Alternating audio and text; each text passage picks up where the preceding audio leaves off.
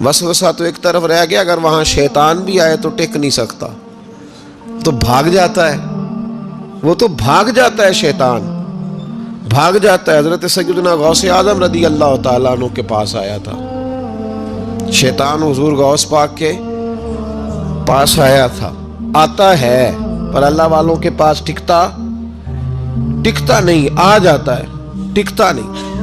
حضور غوث اعظم رضی اللہ تعالیٰ عنہ نے 40 سال اللہ کی عبادت کی، 40 سال۔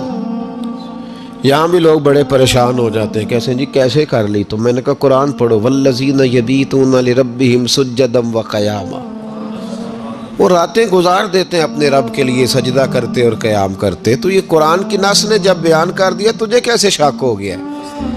یہ قرآن کی نص بیان کر رہی ہے کہ اللہ کے کچھ بندے راتیں سجدے اور قیام میں گزار دیتے۔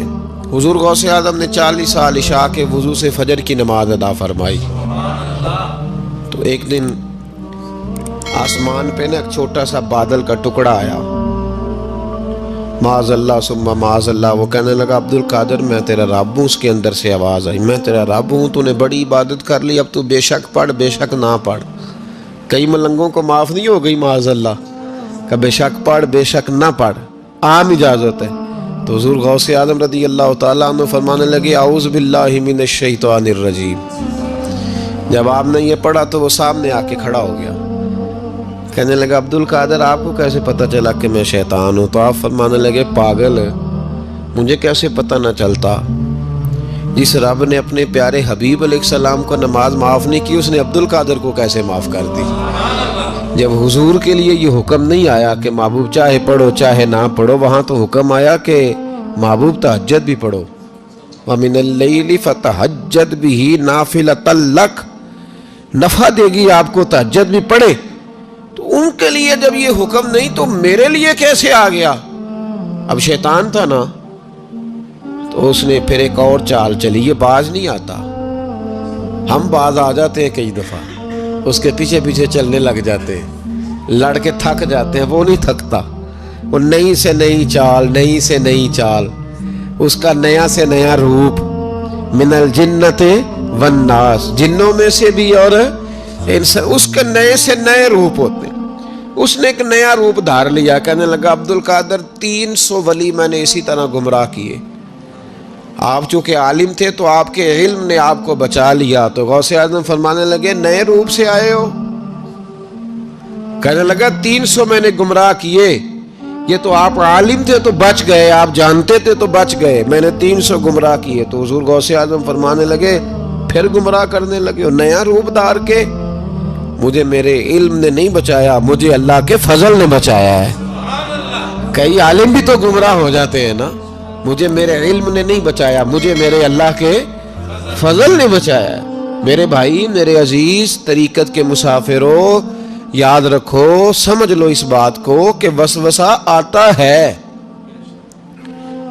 وسوسہ، 2 قسم کے مہمان آتے ہیں، 2 قسم کے مہمان۔ ایک مہمان وہ آتا ہے جو آتا ہے تو بندہ توجہ نہیں کرتا، وہ خود کہتا ہے اس نے نہیں میری طرف توجہ کی، وہ مہمان چلا جاتا ہے، پتہ نا آپ کو۔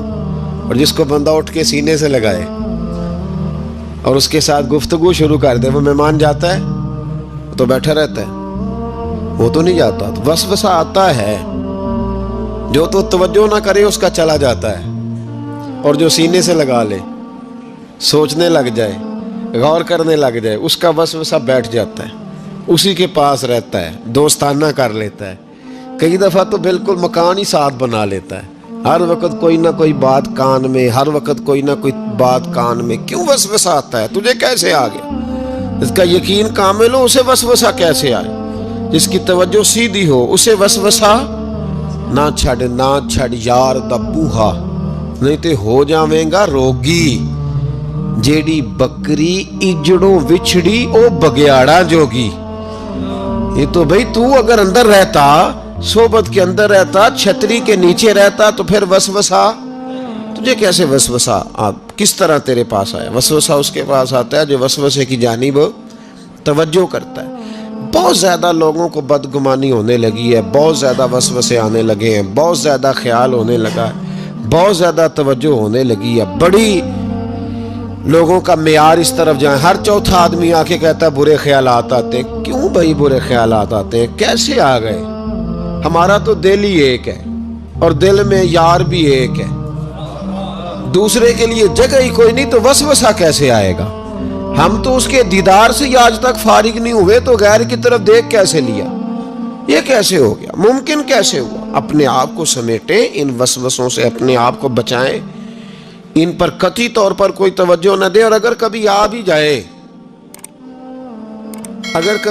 جائے تو میں نے کہا کہ اس کو سینے سے لگانے کی ضرورت، اس کو جھٹک دیں، بات ختم ہو گئی۔ آ جاتا ہے وسوسہ، بڑوں کو آ جاتا ہے، وسوسے آیا کرتے ہیں، آیا ضرور کرتے ہیں، لیکن جو لوگ قابل ہوتے ہیں، جن کا ایمان مضبوط ہوتا ہے، جن کا تیقن مضبوط ہوتا ہے، ان لوگوں کے پاس وسوسے ہمیشہ رہتے نہیں۔ ایک اہم بات اصلاح کی جو سمجھنی بڑی ضروری ہے، آپ کے لیے بڑی ضروری ہے۔ آپ نے یہ غور کرنا ہے کہ وسوسہ آتا کہاں سے ہے۔ کوئی نہیں سمجھ آئی آپ کو میری بات کی؟ نہیں آئی ہوتی تو آپ بڑی دور پہنچ چکے ہوتے ہیں۔ سردی بڑی زیادہ تھی کمرے میں، تو کہیں سے ہوا آ رہی تھی ٹھنڈی، تو اب ٹھنڈ بڑی لگ رہی تھی، تو بندے نے فوراً اٹھ کے بھلا کیا کرنا ہوتا ہے؟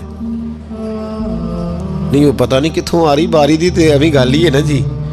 اگر تو کھڑکی سے آ رہی ہے تو کس کو بند کریں گے، اور اگر دروازے سے آ رہی ہے تو جی، اور اگر چھوٹے بچے نے پنکھا چلا دیا تو جی، چل پنکھا رہا ہے، بندہ سارا دن دروازہ بند کرتا رہے؟